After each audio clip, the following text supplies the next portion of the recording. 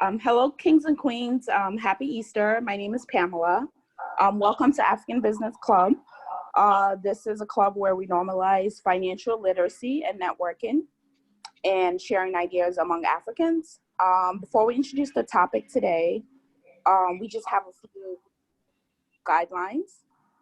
So essentially, we have a moderator who mutes everyone's mic while the expert on the topic presents. Once the expert is completed, there's a question and answer section. There's also a section for discussion. At this time, feel free to unmute your mic and give feedback, share your ideas, ask questions. You can also post your questions in the chat window on Zoom. This session will be recorded and it will be shared with you via email. Our financial literacy topic today is the 4 virtues of financial management. Today we do have one expert who will be speaking on this topic, and her name is Alexis. All right, thank you, Pam, for that introduction. Alexis is a personal finance expert who teaches people how to achieve financial freedom through education and self-discipline. She's also the founder of the brand Financially Brave, the founder on Instagram.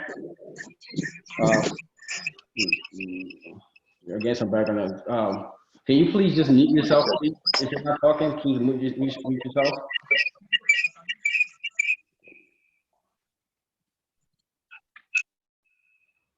Sorry about that. I'm just going to continue the introduction. Alexis is also the founder of the brand Financially Brave. You can also follow her on Instagram at Financially Brave. Her brand is aimed at empowering ordinary people all around the world to build wealth through a simple mindset, budgeting, and investing principles. So Alexis, please feel free to share your screen and start your presentation whenever you're ready. Yes, thank you so much for having me. I'm super excited to present today. Let's go ahead and get started.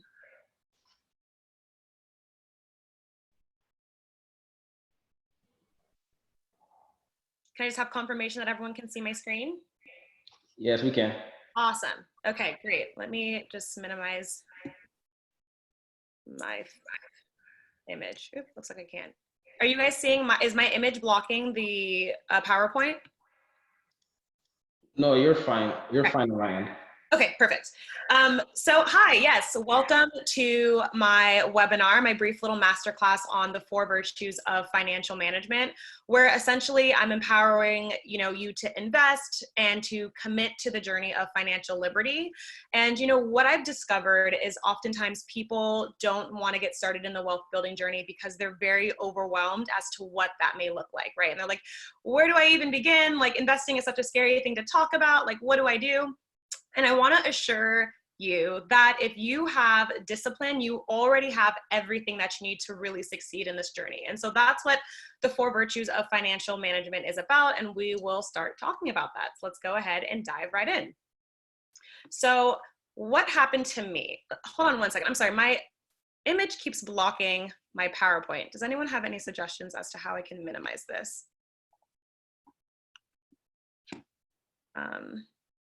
I can't see my PowerPoint.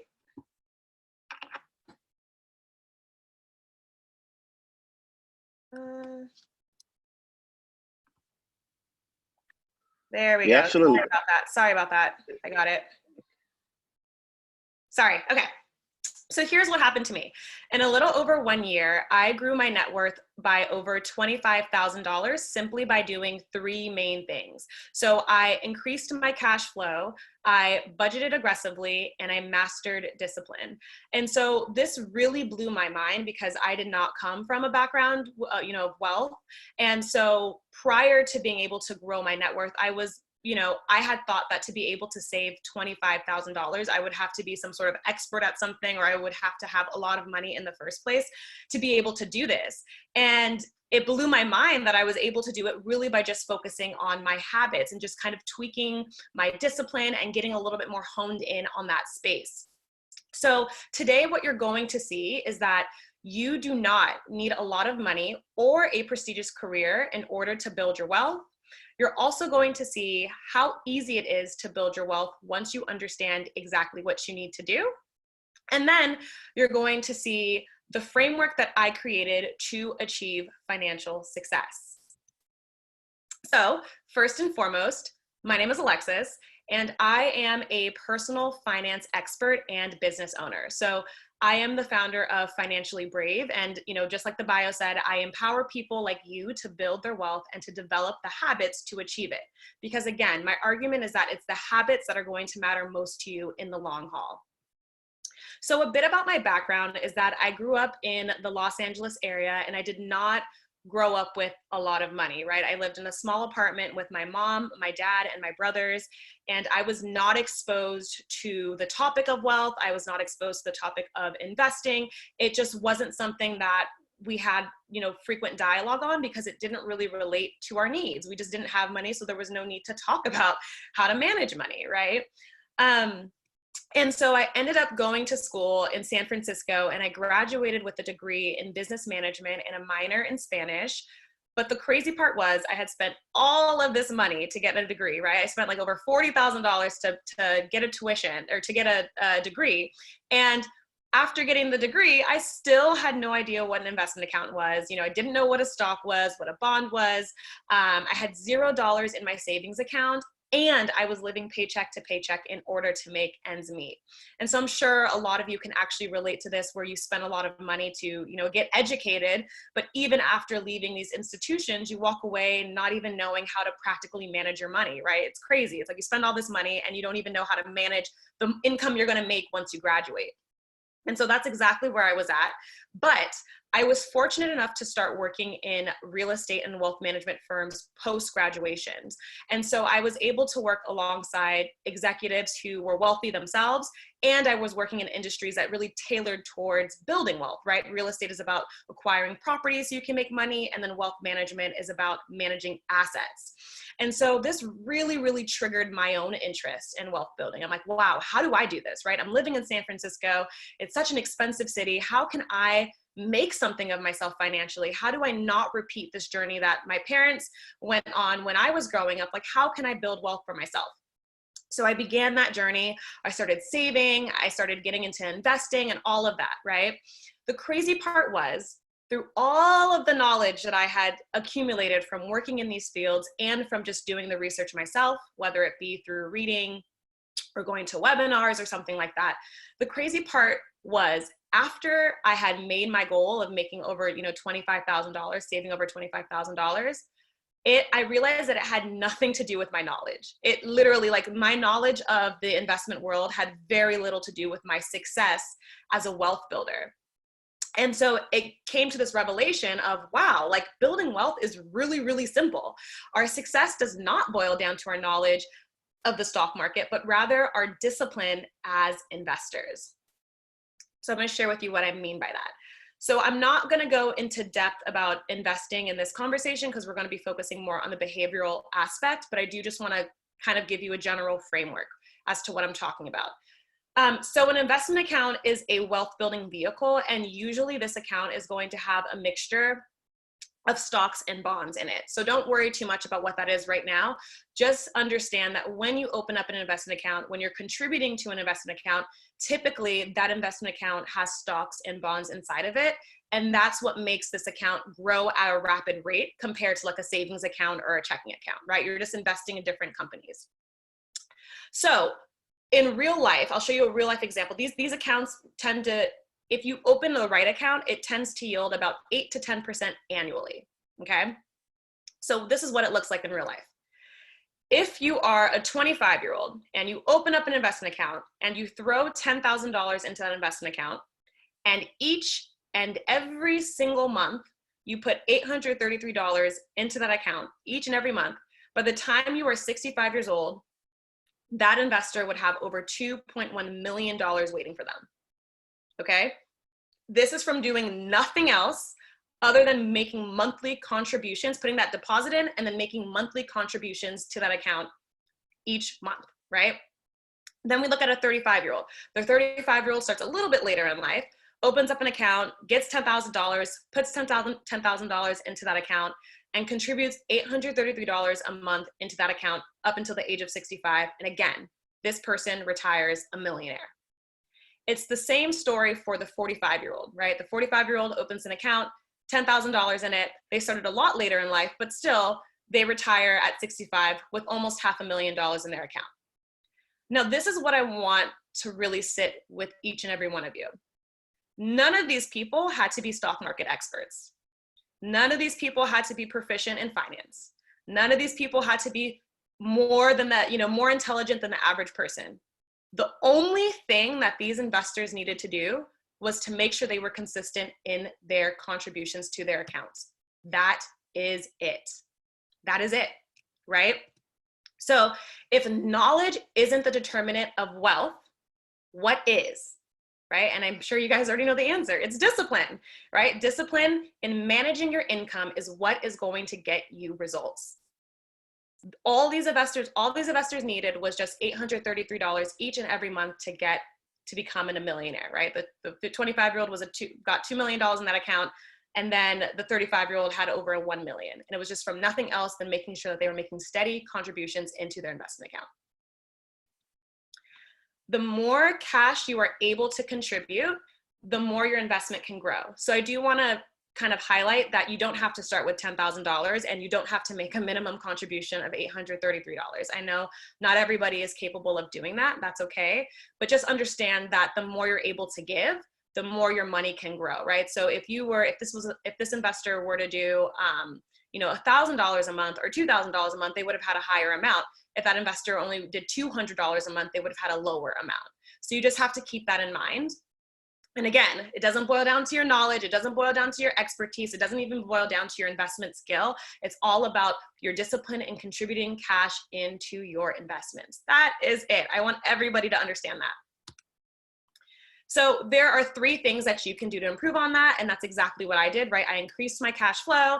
I avoided financing and I budgeted. I'm not going to go into detail as to how you can do that in this particular session, but just know that in order to succeed in any of these 3 things, you still have to be disciplined, right? You still have to be disciplined with the money. If you get a higher salary from a new job, you have to be disciplined with that new cash flow. If you are tempted to use your credit card to spend on things you shouldn't be spending on, you need to be disciplined in that. And with a budget, you also have to be disciplined, right? You have to make sure that when you create a plan, you're sticking through it. So it always boils down to discipline. That's the very first step. So that led me to create this framework that we're going to talk about today, the 4 virtues of financial management. And so this is exactly what I used when I began my wealth building journey and, started to realize that my success was dependent on these specific things. These 4 things really changed my life. So first is commitment. Okay, and the reason why you are going to need commitment is because you're going to have to commit to fighting through the emotions you will experience on your journey. And this is what I mean. While wealth building is an immensely powerful and uplifting experience, this journey is also filled with ups and downs as you begin to transform your mindset and build healthier habits. So you need to commit to riding through the feelings of doubt, negativity, and regret that you're likely going to face, because they're going to appear and you have to be willing to ride the wave. So what I want you to understand is that motivation is fleeting. Motivation is fleeting. Right now, you might feel a little inspired. You learned a little bit about investing and you might want to hop online and open an investment account. And that's great, right? But you have to understand that you're not always going to feel inspired. You're not always going to feel happy about this. You're not always going to want to stick to a budget or have to say no to, going out or something like that. It's not always fun. And to get results, you have to be okay with having those sort of experiences and pushing through anyways.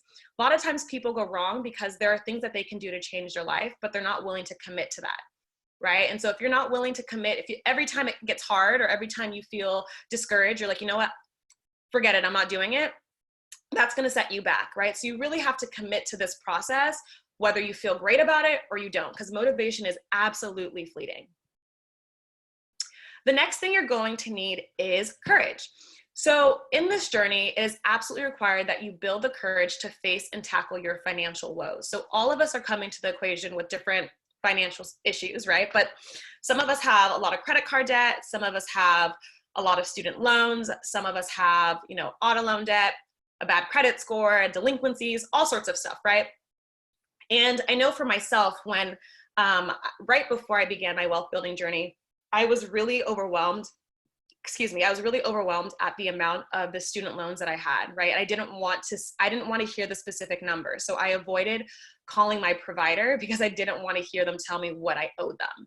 But the issue in all of that is, even though it was uncomfortable to face my problems, I was only prolonging something that I needed to do in the first place. So a lot of people, they don't want to have to pull out those credit card debt statements. They don't want to have to look at the debt on their car or anything like that. But you have to understand that you cannot fix what you cannot face.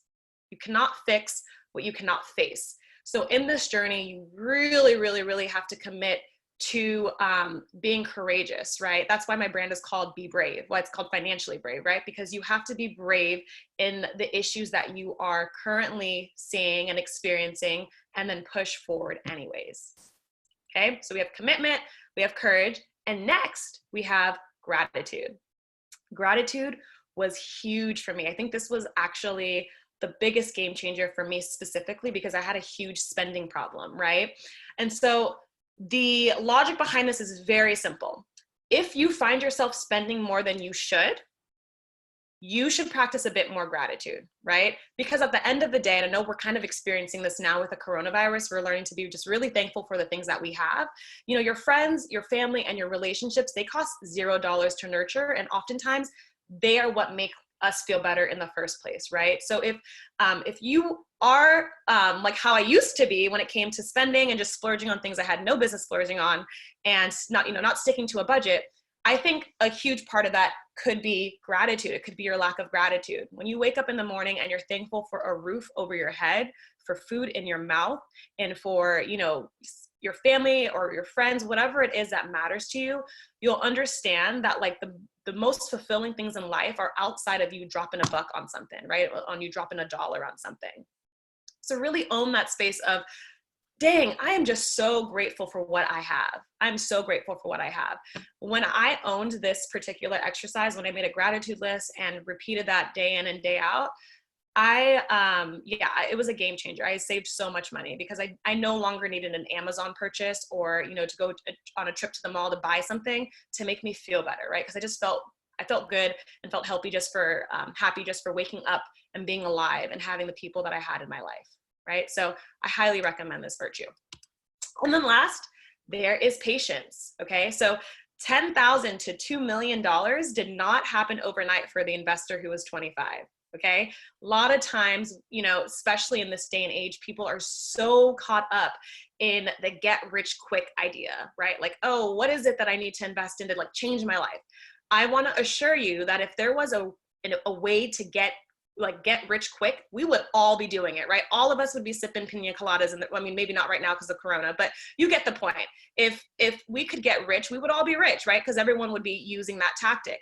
There's no such thing without taking on like crazy amounts of risk, which we're not going to really talk about today. But just know when you're passively building wealth, like through this example that I'm showing you through an investment account, there truly is no way to get it overnight, to get those results overnight. So you have to be patient in this process because your funds aren't going to be available to you for quite some time.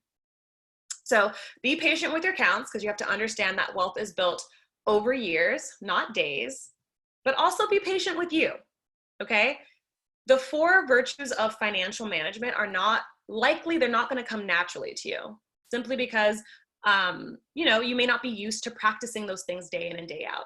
And so just because you don't follow your budget a certain day, or just because maybe you were less courageous a certain day, or you put off doing something because you were uncomfortable about it, that happens. You're human. And part of the wealth building journey is just growing, right? So you're going to face challenges and you're sometimes going to handle it wonderfully. And then there's going to be times when you don't handle it as well as you could.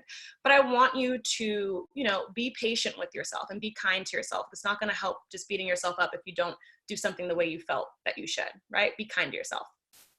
So to summarize, discipline is developed through developing 4 important / main virtues, and that's commitment, courage, gratitude, and patience, right? I want to remind you guys that there is never a better time than right now. There's never a better time to get started, to start learning than right now. All right, so that is my presentation. You can find me via Instagram at Financially Brave. through Facebook, Financially Brave, my email, Alexis at Financially Brave, or I have a free masterclass that covers this and a little bit more on the investment realm as well. And you can sign up to join that presentation at www.financiallybrave.com.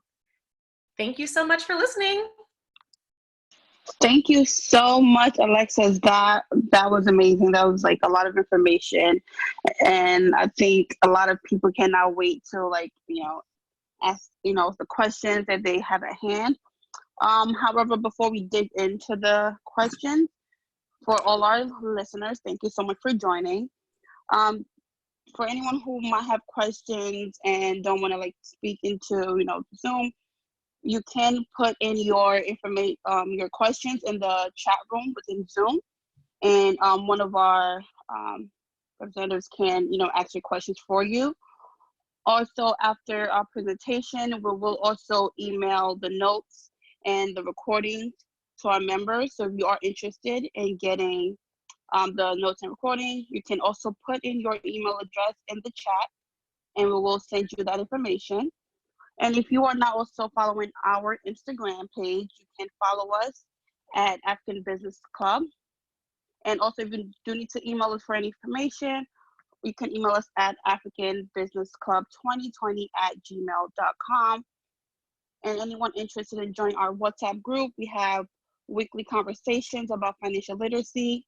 You can DM us on Instagram, send us an email, and then we can go ahead and add you into the WhatsApp group.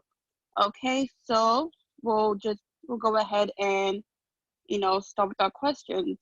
If anyone has questions.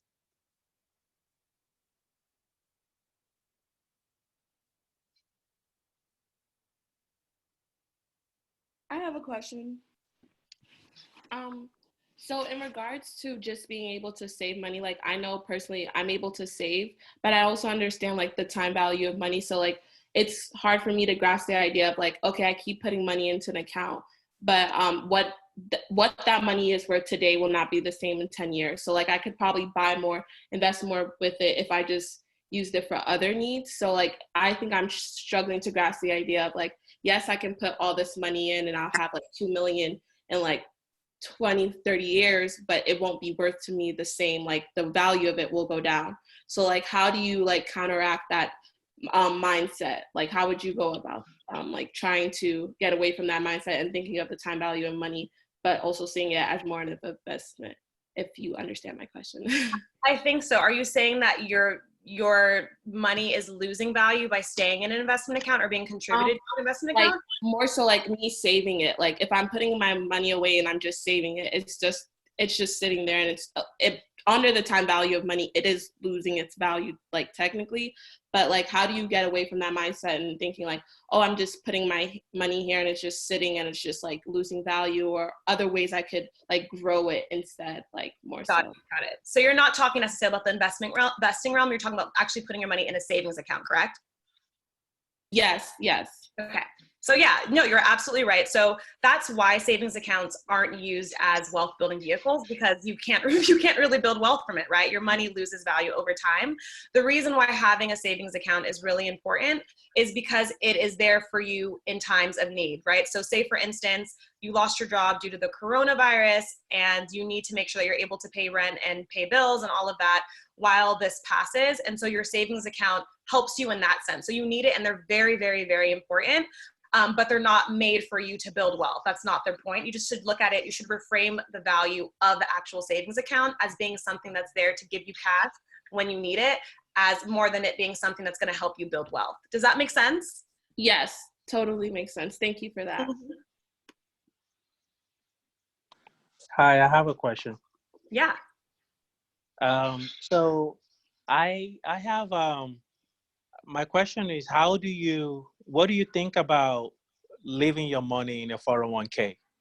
So I want to say close to about 80 something $1,000 in a 401k. But during this coronavirus pandemic, I've lost significant amount of money, close to more than 22% of my worth of the 401k. However, I was thinking about taking some of the money out of the 401k and actually put them in stock. And that way, I'm actually making money with the stock market being so down. I can buy so low and hopefully leave it for some time and in return make some significant amount of money from it. But I also know that once you take that money out from the 401k, you get penalized for it. You get, I think, 10% penalty, and then they tax you. And in addition to that, that money that you take out will count as your total amount of money that you made for the year, which might change will change your bracket when you file taxes. So this pandemic is really kind of helping me to rethink, should I really be, I'm putting about 15% of my biweekly payment in my 401k savings. And I'm thinking, is that way too much that I need to reduce it and maybe put that money in some other area, like, for example, the stock market? Thank you. Yeah. So the first thing I would like to say is that it's hard to give specific answers as to what someone should do without knowing a little bit more about your specific financial situation. So I just want to, I'll respond, but I just want to caution you about my answer to you because I don't have the full picture. So typically speaking, how old are you? Are you? I'll be 41 in May. Okay. Okay. So you have a decent time horizon, meaning that you're probably going to be invested in the stock market for quite some time before you actually need to access those funds. I almost never, ever, ever, ever encourage anybody to withdraw from a 401k because there's just the penalty that, as you listed, are very high for doing so. And you have to understand that, like, this happens. If your 401k didn't drop 22% from the coronavirus this year, it would have dropped 22% in 5 years from now due to a recession or something like that. Validity is part of the process. Risk is part of the process. Your accounts are going to go up. They're going to go down no matter where you go, right? You could put money into some different stocks. Now, maybe they're doing well at this point in time, but maybe in a year from now, those stocks that you invested in today aren't going to be so hot, right? So you just have to understand that this is part of the process. I highly recommend, if it makes you feel any better, I haven't looked for a second at my IRA. I haven't looked at my index funds because it doesn't matter, right? We're going to retire years down the line. You have to understand that these accounts are structured so that on average, there's never a guarantee, but on average, these accounts typically return about 8 to 10%. So there's going to be years where that's significantly higher, and there's going to be years, like unfortunately this one, that might be significantly lower.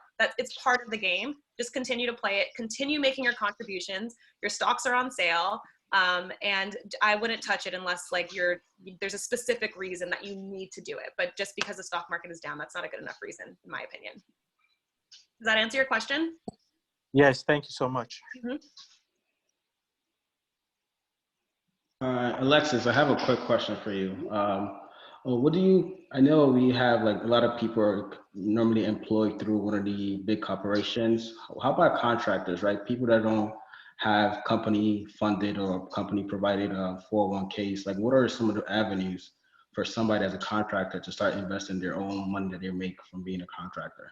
Yeah, that's an amazing question. I would recommend just hopping online and getting a traditional IRA or a Roth IRA. You don't have to be employed with a company to access those accounts, and they still have tax benefits that you would experience in a 401k or something like that.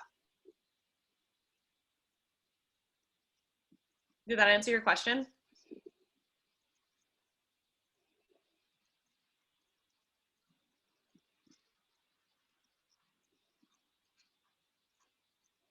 Hello?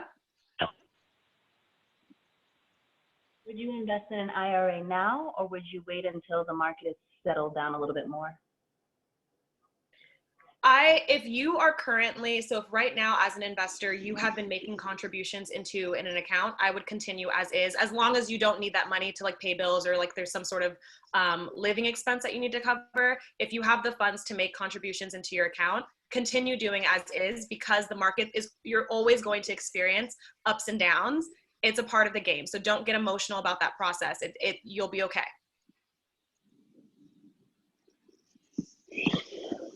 I got a question. This is Eze. Can you talk about the difference between a traditional IRA and I guess a Roth IRA? Mm-hmm. So a traditional IRA and a Roth IRA they both have tax benefits in the sense that they're for retirement accounts. The main difference between a traditional IRA and a Roth is that a traditional IRA kind of acts like a 401k, as that it's taxed, it's after tax income, or I'm sorry, it's pre-tax income. So when you withdraw your funds from your traditional IRA, you'll be taxed at that time, just like you would as a 401k. With a Roth IRA, you're taxed right away when you deposit it. So your earnings in that account grow tax-free, and they're never taxed once you withdraw from that account. So it's just in taxation. That's the main difference between the two. Does that make sense? Yes, it does. Thank you. Hi, I have another question. Mm-hmm. This is Paul, by the way. Hi, Paul. So can you please share some light on investing in life insurance and the difference between what is it, whole and I believe whole life insurance and or different type of insurance, like different type of life insurance? Yeah, that's not my area of special expertise. I do know that, like, so whole life insurance, there's you have the insurance, and there's also like a saving component where you can put your insurance can essentially have like a cash value on top of it. Like you can it's like a savings account attached to your insurance. Then there's term insurance, which is the least expensive. You basically just like make a consistent payment, but there is not a savings account aspect to it.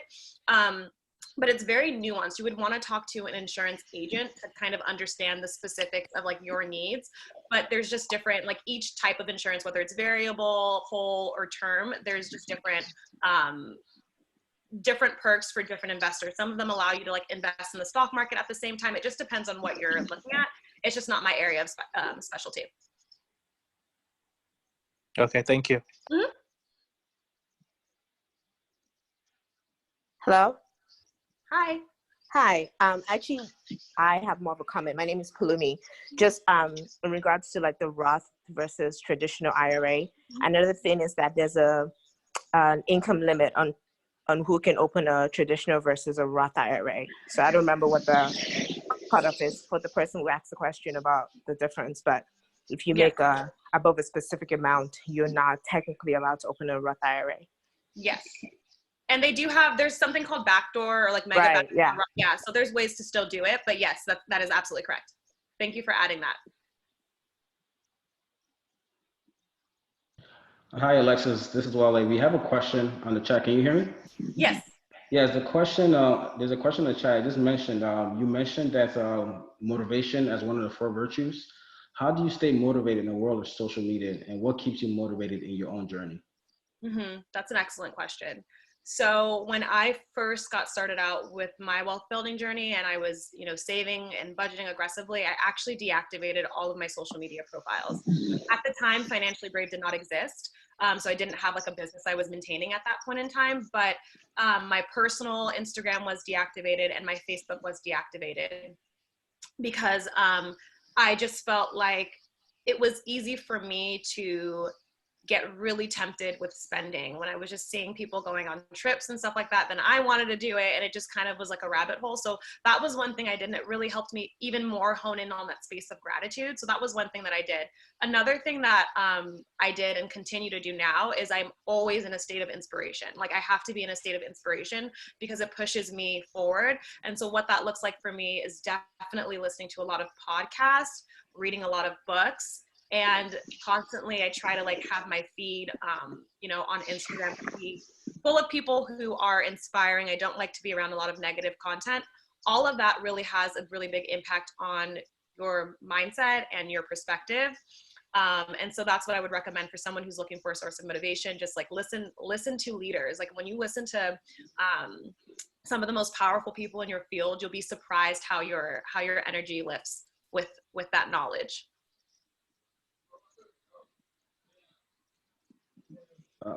Hi, Alexis. This is Wale. I just have one more quick questions. I noticed like our generation don't really think about retirement that much. Like, how can you just talk about the importance of making sure we have enough I know you spoke about it earlier, just the importance of making sure we know that the importance of having enough savings at retirement. Yeah, I mean, I think it's easy for us to right now dismiss the value of retirement simply because we're not there. Excuse me. So we're just kind of, we're just living in the moment, and it's easy to get, when you get that paycheck, it's easy to use it on something that gives you a little bit more instant gratification. I would just encourage people to think about your future, to think about your grandparents. I don't know if, you have someone in your life who's older and you can see how they're struggling financially. My Nana recently had to be put into a home just because she couldn't afford her living costs. And so it's actually a really complicated situation, but it boiled down to just kind of like lack of money. And so I would encourage you to, one, kind of just be aware of what's going on in other people's lives and how it does affect them. So it can kind of make you to have a little bit more insight as to like why you should be saving, and just understand that at a certain point, you're not going to be receiving the same income that you're receiving now once you retire. And there's just value in making sure that you're stable, making sure that you're able to live a happy life toward the latter part of your years, and you're comfortable, and you're able to give, and all of that. For me, at least, everyone has a different why. For me, it just boils down to being comfortable. I don't want to be 70 or 80 years old and struggling to make ends meet. I want to be able to travel if I can, and to be able to give to my children and all of that. So just understand your why and think about that a lot.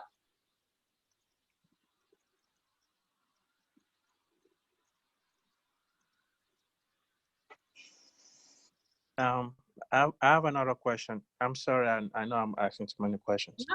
No. Paul speaking again. So what would you consider some of your to do and not to do list when it comes to financial savings?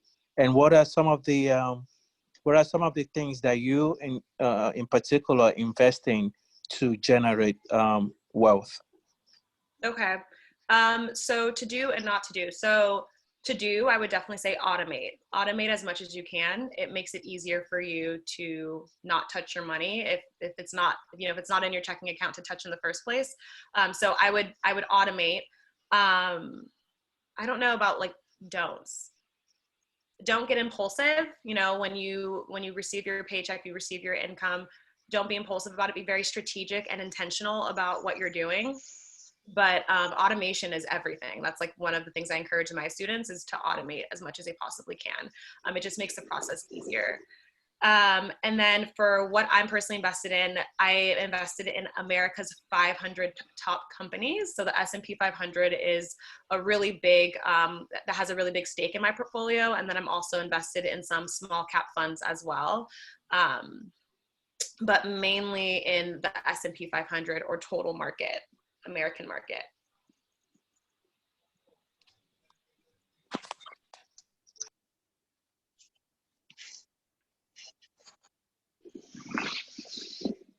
Just another question, Alexis.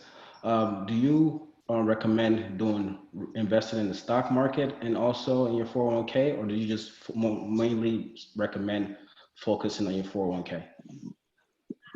So again, my disclaimer is that I can't give investment advice without like specifically kind of knowing what's going on. But from what you asked me, I personally think it's smart to have both. So have a 401k, but then also have an investment account outside of the 401k. The reason why is there's diversification with tax. So your 401k is going to be taxed differently than your index fund. And so just kind of having that sort of variety will be useful to you and smart for you as an investor. So have both if you can, and make contributions to both. And if your employer matches your 401k, absolutely take advantage of that. It's free money. Thank you. Mm-hmm.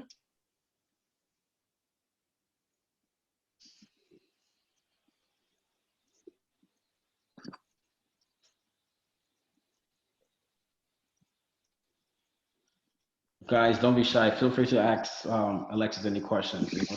She's here giving us some great insights. So please feel free to type your questions or ask questions by unmuting yourself. Hi, Alexis. This is Dorian. Thanks again for this. I have a quick question. Well, yeah, it's a question actually. So part of the gratitude, you say you have a gratitude list. Can you give us like an example of that what that looks like?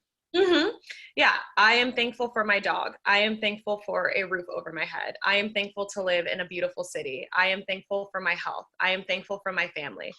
I am thankful for my friends. So literally it could just be like a very general statement. And now I'm to the point where I have it like memorized, so I don't necessarily need to reflect on a list every single day. But when I first started out, I did have a list. It sounds so cheesy. I know people are probably like, this is not something I want to do, but I promise you it makes such a difference in your spending habits. Okay, I'll give that a try. Thank you. Mm-hmm. Hi, this is not a question, more towards, it's more of a statement, I guess, directed Yeah. towards, I think, Paul. Yeah, sorry, we can't hear you. Can you speak up, please? And state your name, please. Hi, can you guys hear me? A little better. All right, this is Ayo. This is not a question. This is more a statement towards, I believe it was Paul that asked a question about life insurance.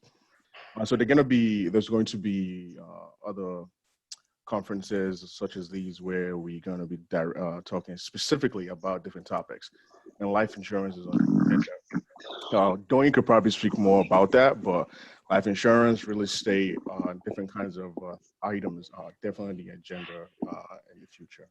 So those specific questions that you want answers, whoever's doing that presentation at the time would definitely be able to help you guys out, or at least give you the answer.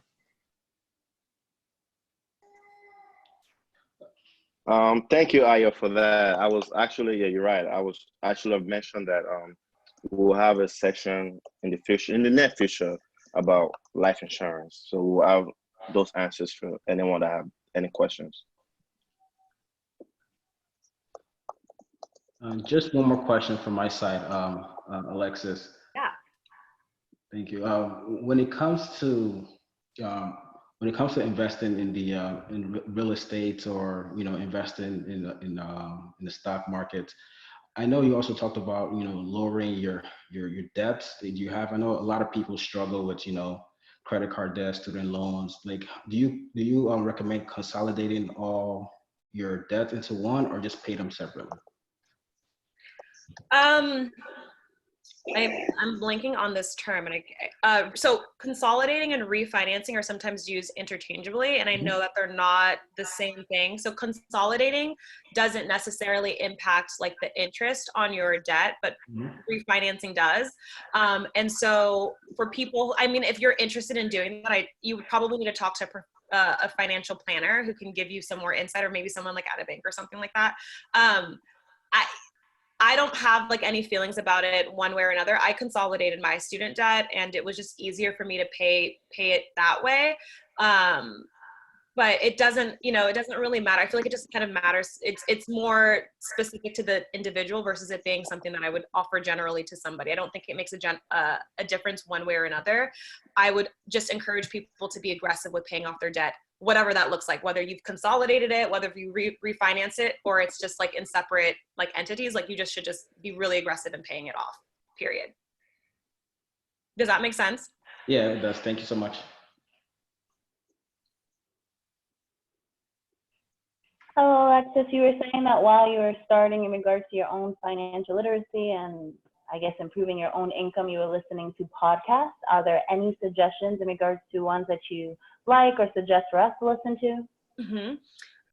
I love Impact Theory. I still, like, to this day, I listen to Impact Theory. So I highly recommend that. I've been watched like almost every episode. Impact Theory is really great. In terms of personal finance, I actually just do a lot of reading. So if you want to know books, I can give you some recommendations for that. For motivation, Impact Theory. There's also this interview with like Lisa Nichols that I really like on Impact Theory. Lisa Nichols in general is really amazing. I'm trying to think. A lot of audiobooks. I kind of blend that with podcasts as well. A lot of audiobooks are great for mindset.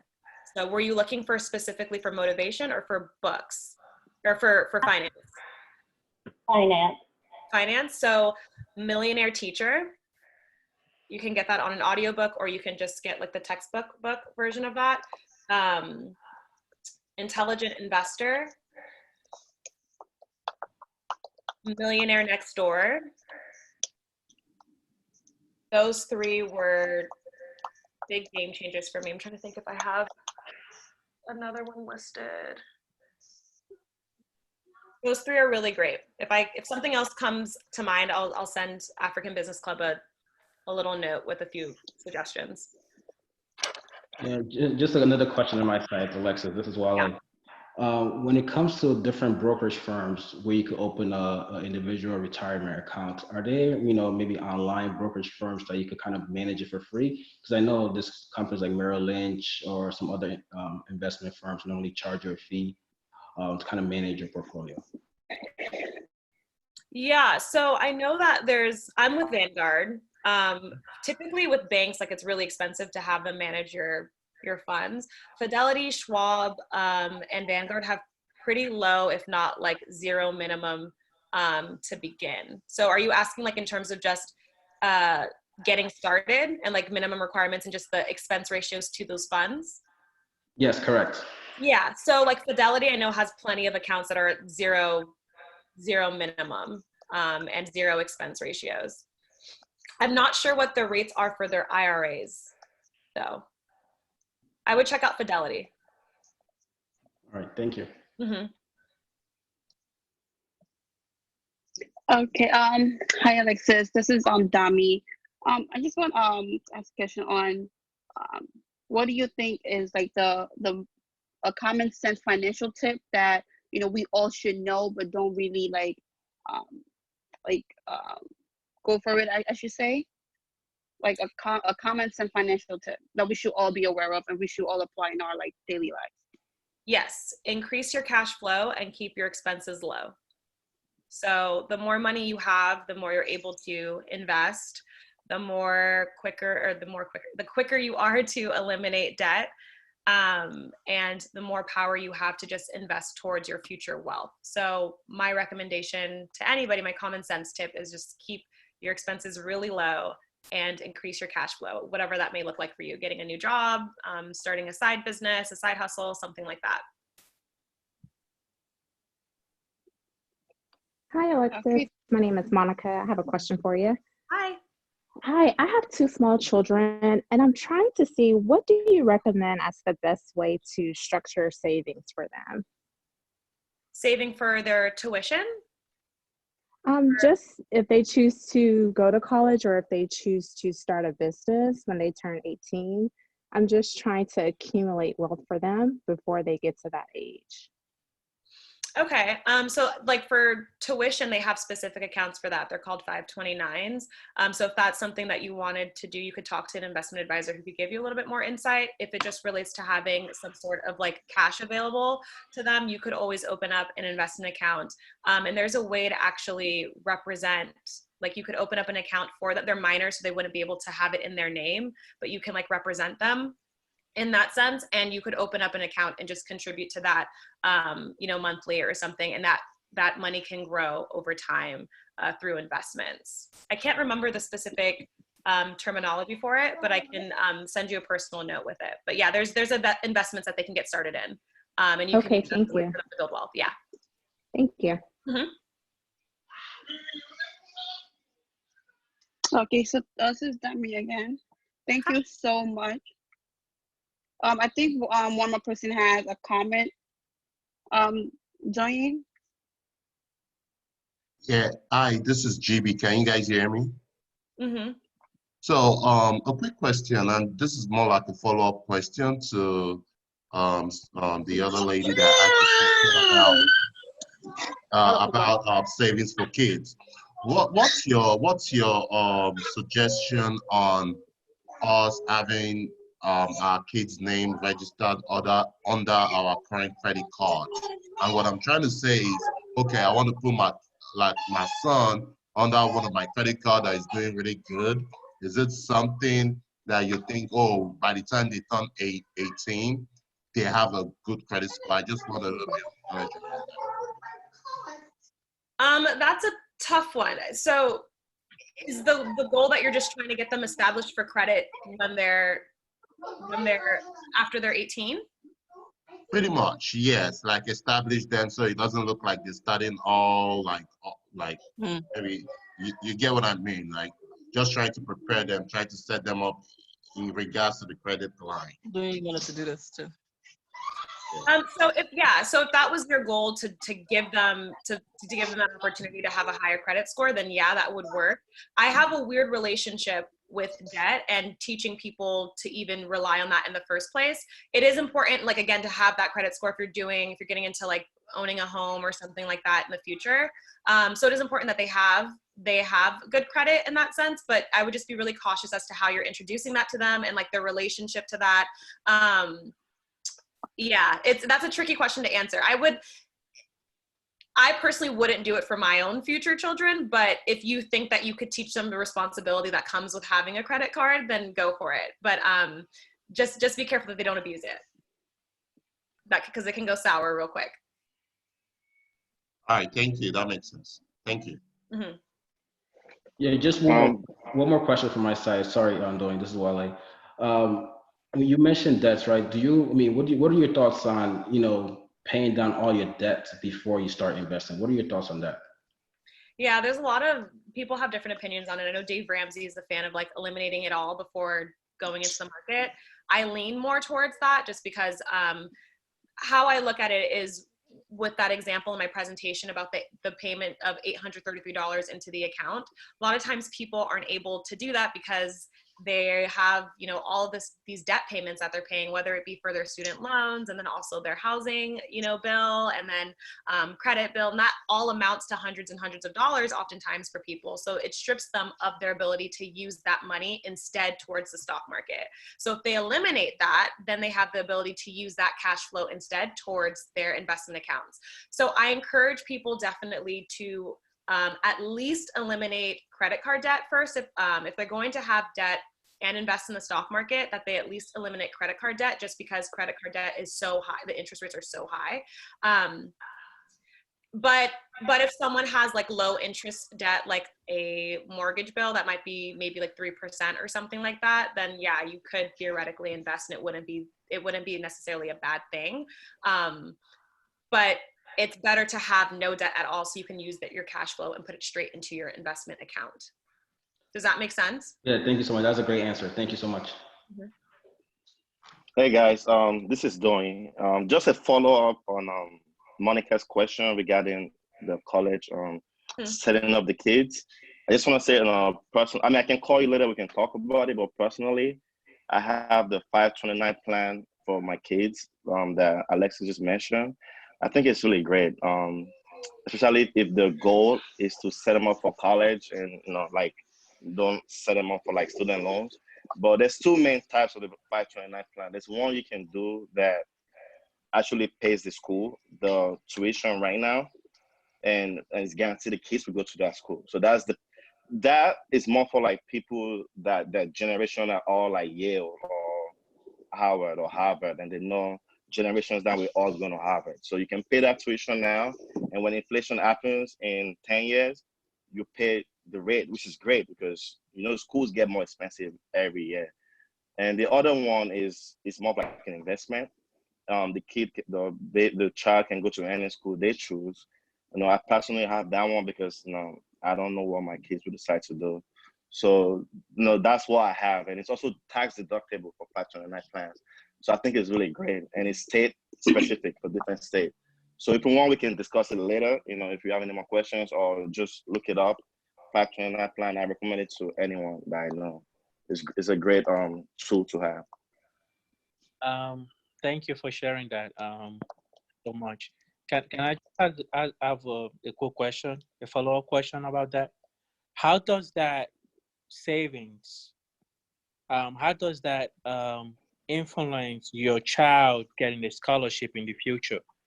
Say you have this 505.7 plan right now, I believe that's what it's called, and you put the money on the side for them, but when the time comes and they're trying to apply to that college with scholarship, and the school is able to look at all the disclosure and see that they have some money, does that have any impact on the amount of scholarship they might be entitled to, or if they will be able to get any scholarship? That's actually a great question. From my knowledge, the 529 plans is transferable. So if they can get a scholarship, but if you have another child or even cousins, you can transfer it to them. So there are ways to manipulate it. So if let's say your first child got a scholarship, you can transfer that to the second child, and that way he or she can get all the scholarship they earn. And also it's not just for tuition, you can also use it for like any school supply, so laptop, things like that. So you can spend the money, however you want, as long as it's for, anything related to the school, for the child's education. I don't know if does that answer the question? Yes, that helped. Thank you so much. Okay. Hey, No Paul, problem. this is let me just add something real quick, right? On the 529 plan, you shouldn't stop your kid from getting scholarship if that's your concern. One thing I would tell you that if they do get scholarships, they can deduct that same amount of money from the 529 account. So if they get like $10,000 or so in scholarship, they can take that money out of your account with no taxes. But even if your kids go to school, if they decide not to go to college, right, that money will just be taxed at your tax rate. So you're not going to lose at any rate, at some point, but just keep putting money. If you can do the 529 plan, you save a bunch of money on the long run to go to have a kid to go to school. So just look at it.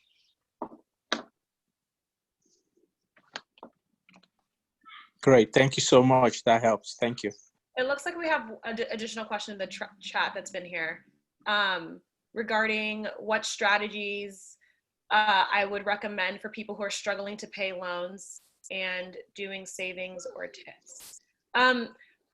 So there needs to be more context in order to answer that question. Why is it that, you're struggling to pay loans and, build your savings?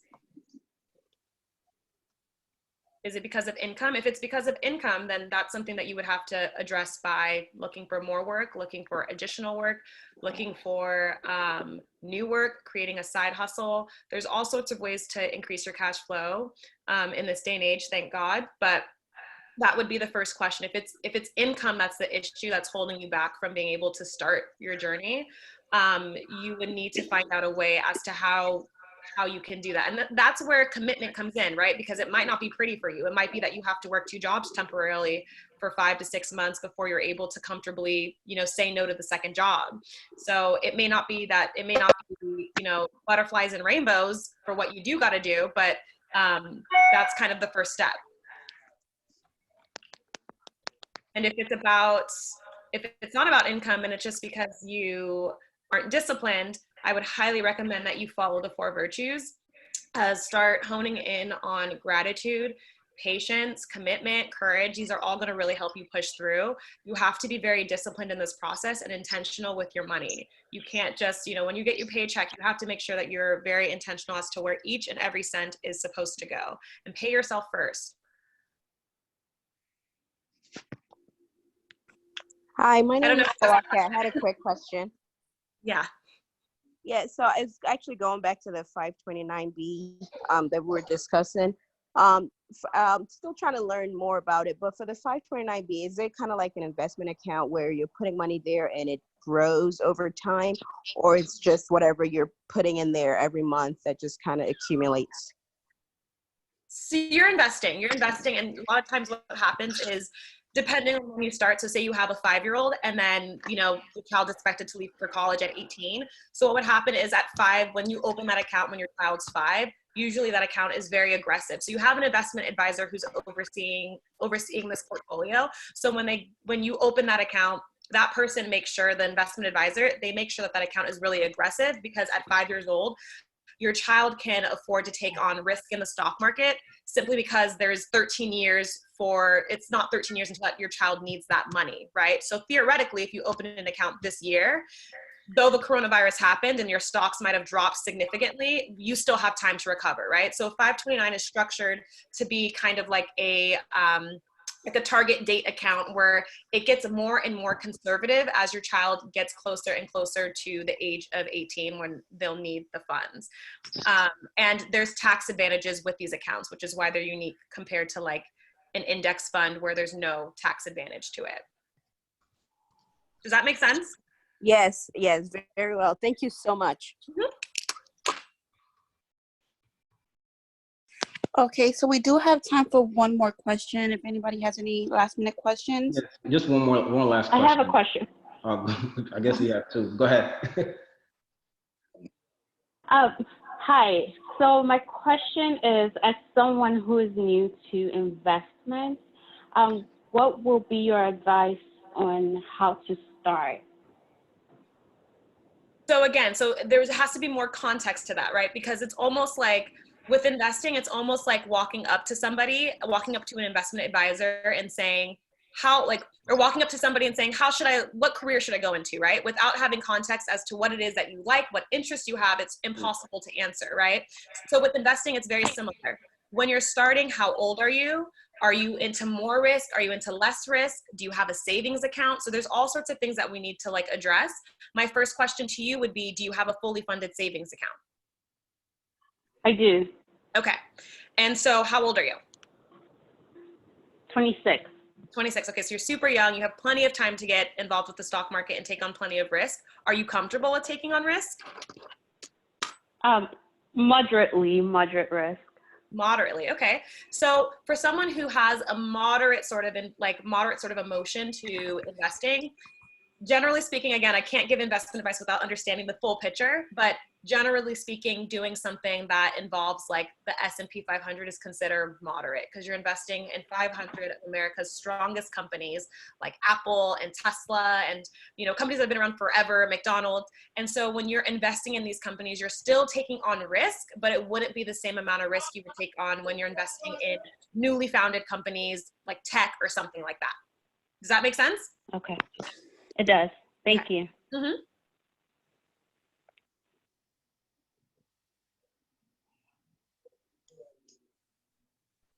Okay, and the last question?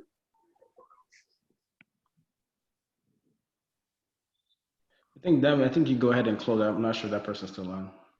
Okay, no problem. Okay, so thank you so much, Alexis, for enlightening and entertaining presentation on the 4 virtues of financial management. And for anyone who did not catch her common sense financial tip, she did say, increase your cash flow and keep your expenses low.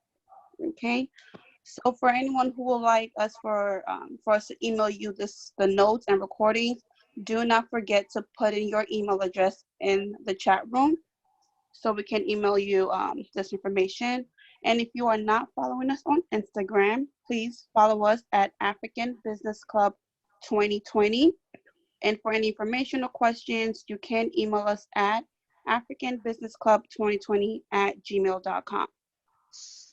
And also, as Alexis mentioned, it is important for us to listen to the right people and being informative on a day-to-day basis. So that's why we do have our hashtag of the week. And for this week, it's financial management.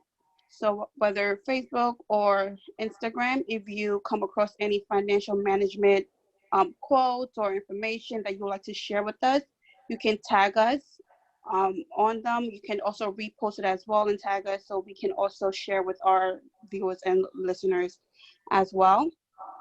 Also, for anyone who would like to join our WhatsApp group, we do have like on day-to-day conversation about financial literacy, stock markets, and so forth. You can DM us and your information, and we can add you to the group, or you can send us an email as well if you don't have social media, and we can add you to the WhatsApp group as well. Our next session will be in 2 weeks from today, same time, 5 to 6 p.m. Eastern on Zoom, or you can call in. We will be posting our topic later on in the week for that day. Okay.